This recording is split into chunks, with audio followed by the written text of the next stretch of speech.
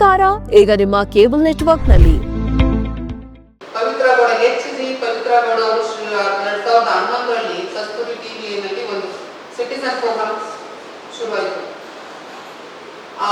ಆ ಪ್ರೋಗ್ರಾಮ್ ಅಲ್ಲಿ ಐಮನ್ ಕೂಡ ಬಂದಿದ್ದು ಪಾರ್ಟಿಸಿಪೇಟ್ ಮಾಡೋದಕ್ಕೆ ನಾನು ಹೋಗಿದ್ದೆ. ಅಲ್ಲಿ ನಾವು ಫಸ್ಟ್ ರೌಂಡ್ ಅಲ್ಲಿ ಒಂದು 60 ಜನ ಸೆಲೆಕ್ಟ್ ಆಗ್ತೀವಿ, ಅದ್ರಲ್ಲಿ ಅವ್ರು ಇರ್ತಾರೆ.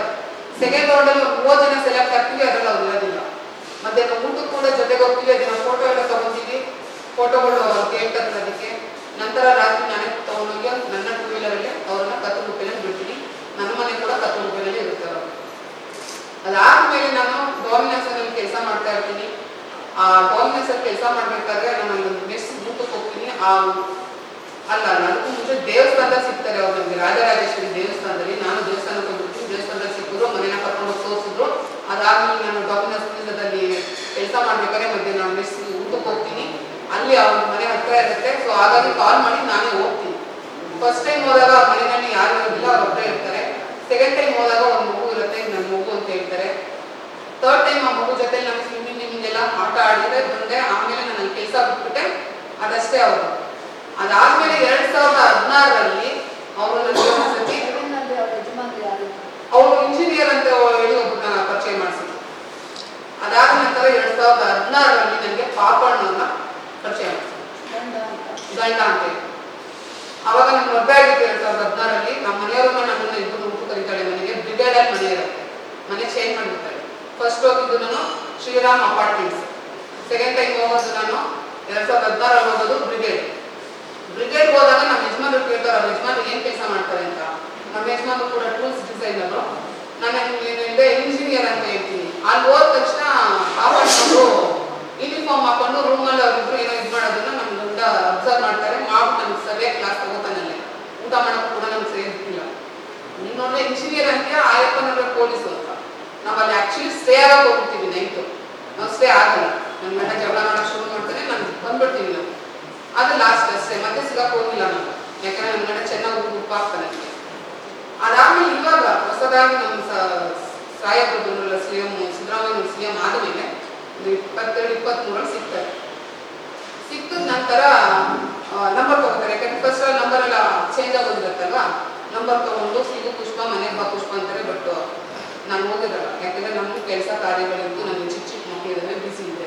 ಮತ್ತೆ ಇನ್ನೊಂದ್ಸತಿ ಬರ್ತಾರೆ. ಬಂದಾದ್ಮೇಲೆ ಆ ಕೆಲಸ ಮಾಡಿಸ್ತೀನಿ, ಈ ಕೆಲಸ ಮಾಡಿಸ್ತೀನಿ, ನಂಗೆ ಅವ್ರು ಗೊತ್ತು ಇವ್ರು ಗೊತ್ತು ಅಂತ ಫೋಟೋಗಳನ್ನ ತೋರ್ಸಕ್ಕೆ ಶುರು ಮಾಡ್ತಾರೆ. ಎಲ್ಲ ಫೋಟೋಸ್ ಇದೆ, ನಾನು ನಿಮ್ಗೆ ಕೊಡ್ತೀನಿ. DK ಶಿವಕುಮಾರ್ ಅವ್ರ ಜೊತೆಲಿದೆ, ಸುರೇಶ್ ಅವ್ರ ಜೊತೆಲಿದೆ, ಭೈರಪ್ಪ ಸುರೇಶ್ ಅವ್ರ ಜೊತೆಲಿದೆ, ಅಧ್ಯಕ್ಷ ಅವ್ರ ಜೊತೆಲಿದೆ. ಎಲ್ಲರ ಜೊತೆ ಇರೋದನ್ನು ತೋರಿಸ್ತಾಳೆ. ತೋರ್ಸಾದ್ಮೇಲೆ ನಾನೇನು ಅಷ್ಟು ಅದನ್ನ ಇದು ಮಾಡಲ್ಲ. ಆಮೇಲೆ ನಮಗೆ ಇವ್ರು ಬ್ಯೂಟಿ ಕಾದವರು ನನ್ನ ಫ್ರೆಂಡು ಅಂತ ಹೇಳ್ಬಿಟ್ಟು ಅದು ಯಾರು ಮೆಸೇಜ್ಗಳೆಲ್ಲ ತೋರಿಸ್ತಾರೆ. ನನಗೆ ಮೆಸೇಜ್ ಮಾಡ್ತಾರೆ, ಫೋನ್ ಮಾಡ್ತಾರೆ ಅಂತ. ಬಟ್ ಅದು ಅವರೇನೋ ಏನೋ ನನಗೆ ಗೊತ್ತಿಲ್ಲ.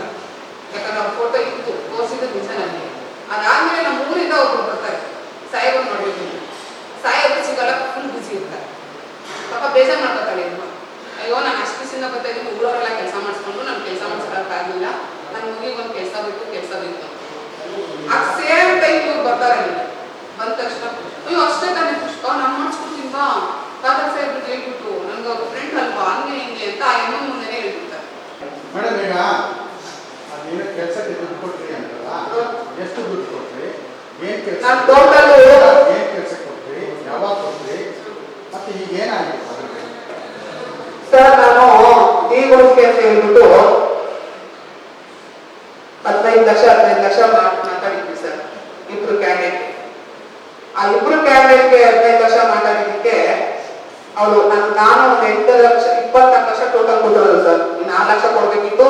ಅದೇ ಪೇಪರ್ ಕೊಡ್ತಾರಲ್ಲ, ಪೇಪರ್ ಆರ್ಡರ್ ಕೊಡ್ತೀನಿ ಅಂತ ಹೇಳಿ ನಾನು ನಿಲ್ಲಿಸಿದೆ ಸರ್. ಈಗ ವಿಧಾನಸಭೆ ಸಚಿವಾಲಯದಲ್ಲಿ ಡಿ ಗ್ರೂಪ್ ಕೆಲಸ. ಅವರು ಕಥೆಗಳು ಈ ಒಂದು ಇದು ಸಾಕಾಗಿಲ್ಲ, ಕೊಡ್ಬೇಕಾಗುತ್ತೆ. ಅದಕ್ಕೆ ಸದ್ಯಕ್ಕೆ ಇವಾಗ ಇಷ್ಟು ಸಾಕು. ಏನಪ್ಪಾ ಅಂದ್ರೆ ಅನಿಟ್ರ್ಯಾಪು ಇದು ದೊಡ್ಡ ಮೇಡಮ್ ಮಾತಾಡ್ತಾರೆ. ಆದ್ರೆ ಆ 4 ಜನ ಹುಡುಗಿರ್ನ ಮಾಡೋದ್ರಲ್ಲೇ ನನಗೆ ತೋರಿಸಿದ್ದು ಸತ್ಯ. ಪ್ಲಸ್ ಇನ್ನೂ ನಾನು ಮಾಡ್ದು, ನಾನು ಕಷ್ಟಪಟ್ಟು ಹಂಗೆ ಹಿಂಗೆ ಇದು ಮಾಡ್ತಿದ್ದಕ್ಕೆ ನಿಮ್ಗೆ IAS KS ಪರಿಚಯ ಮಾಡಿಸ್ಕೊಳ್ತೀನಿ ಬಾರೆ. ಅವ್ರ ಜೊತೆ ನೀವು ಚೆನ್ನಾಗಿದ್ರೆ ಒಳ್ಳೆ ಕೆಲಸ ಮಾಡ್ಕೊಡ್ತಾರೆ, ದುಡ್ಡು ಕೊಡ್ತಾರೆ ಅಂತ.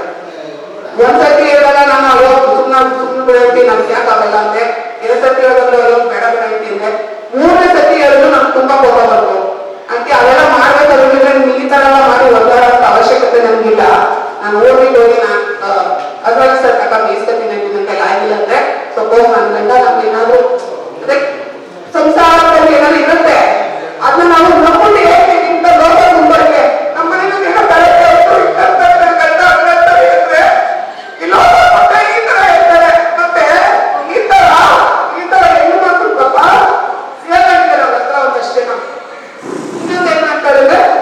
ಕೆಲವರು ವಿಡಿಯೋಗಳು ದೊಡ್ಡ ದೊಡ್ಡ ಗಣ್ಯ ವ್ಯಕ್ತಿಗಳ ವಿಡಿಯೋಗಳು ಅವ್ರ ಹತ್ರ ಇದೆ ಅದನ್ನ ನಮಗೆ ತೋರಿಸಿದ್ದಾರೆ ಮಾಡ್ತೀನಿ ಅಂತ. ಈಗ ಈ ಪವಿತ್ರ ಗೌಡ ಕಾಂಗ್ರೆಸ್ ಅಲ್ಲಿ ಇದ್ದಾರೆ. ಕಾಂಗ್ರೆಸ್ ಅಲ್ಲಿ ಏನಾಗಿದ್ದಾರೆ? ಕೆಪಿಸಿಸಿ ಅಧ್ಯಕ್ಷ ಮುಖಂಡರಾಗಿದ್ದಾರೆ ಸರ್. ಕೆಪಿಸಿಸಿ ಅಧ್ಯಕ್ಷ ಆಗಿದ್ದಾರೆ. ಮಹಿಳಾ ಕರ್ನಾಟಕ ಪ್ರಾದೇಶಿಕ ಮಹಿಳಾ ಕಾಂಗ್ರೆಸ್ ಮುಖಂಡರು. ಅದೇ ಮುಖಂಡರು ಏನು ಯಾವ ಪೋಸ್ಟ್ ಅದು general secretary sir, state general secretary ಬರುತ್ತೆ. ಮಹಿಳಾ ಸ್ಟೇಟ್ ಜನರಲ್ ಸೆಕ್ರೆಟರಿ ಬರುತ್ತೆ. ಮೇಡಮ್ ನೀವೇನು ಕೆಲಸ ಮಾಡ್ತೀರಾ? ನಿಮ್ಮ ಬಗ್ಗೆ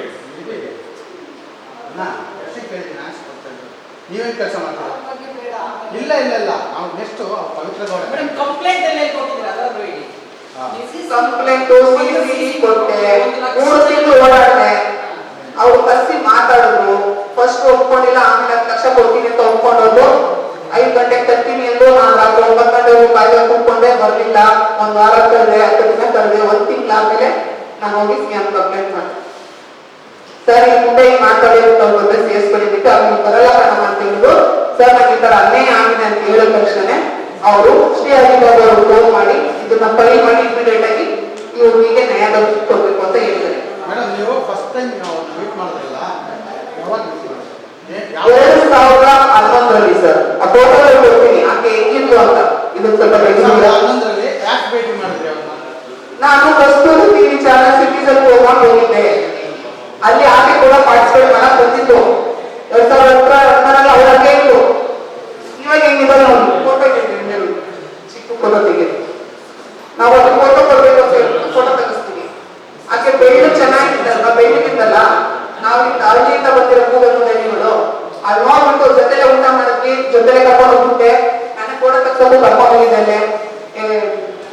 ಎಲ್ಲಿ ಗೊತ್ತು ಅದು ಯಾರೋ ಸ್ಟುಡಿಯೋಸ್ ಅವರದು ಕಂಠೀರವ ಸ್ಟುಡಿಯೋದಲ್ಲಿ ನಡೀತದು. ಹಿಂಗಿತ್ತು ಸ್ವಾಮಿ ಅವರು. ನನಗೆ ಸಿಕ್ತಾಗ ಹಿಂಗಿತ್ತು, ಚಿಕ್ಕದಾಗಿರ್ಲಿಲ್ಲ ಸ್ವಾಮಿ. ತೋರಿಸಿ ಮೇಡಮ್. ದಪ್ಪ ಏನಾಗಿಲ್ಲ. ದಪ್ಪ ಅವಾಗ ಇವಾಗ ಹಂಗೆ ಅವ್ರೆ. ಕಲರು, ಸ್ಟೈಲು, ಗತ್ತು, ಗಮ್ಮತ್ತು ಎಲ್ಲ ಚೇಂಜ್ ಆಗಿದೆ.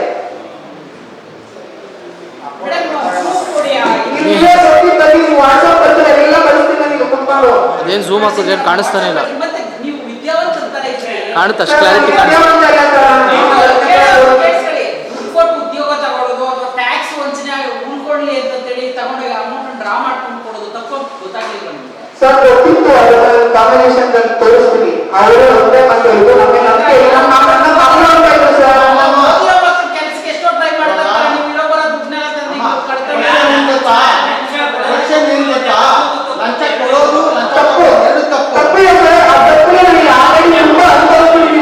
ಮನೆಯಲ್ಲಿ ಮತ್ತೆ ದುಡ್ಡು ಬಡವರು ಸಿಕ್ಕಾಪಟ್ಟೆ ಅನುಭವಿಸ್ಬಿಟ್ಟಿದ್ದೀನಿ. ಈಗ ನಂತರ ಬೇರೆ ಯಾರು ಆಗಬಾರ್ದು.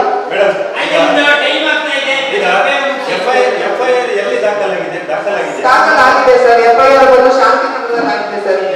Shantinagar CCB station. ನಮ್ಮ ಈ ವಿಡಿಯೋ ನಿಮಗೆ ಇಷ್ಟ ಆದಲ್ಲಿ ಲೈಕ್ ಮಾಡಿ, ಶೇರ್ ಮಾಡಿ, ಕಮೆಂಟ್ ಮಾಡಿ ಮತ್ತೆ ಸಬ್ಸ್ಕ್ರೈಬ್ ಮಾಡಿ.